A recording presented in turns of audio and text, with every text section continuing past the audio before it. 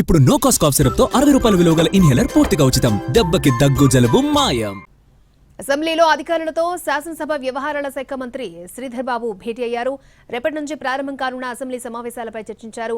కేసీఆర్ రావాలని తాము మొదటి నుంచి కోరుకుంటున్నామని మంత్రి శ్రీధర్ బాబు అన్నారు.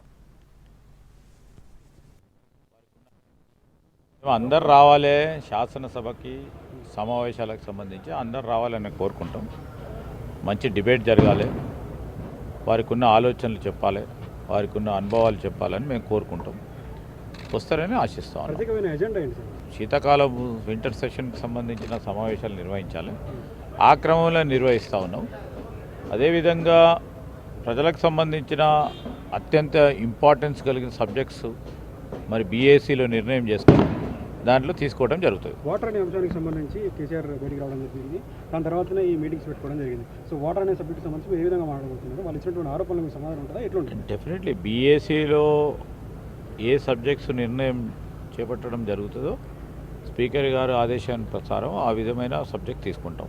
నీటిపారుదలకు సంబంధించి కానీ ఇంకో సబ్జెక్ట్ కానీ తప్పకుండా చేస్తాం. ఈరోజు ప్రభుత్వ పరంగా కూడా ప్రతిపక్షాలకు సంబంధించిన వారి అనుమానాలు తప్పకుండా నివృత్తి చేసే కార్యక్రమం చేస్తాం.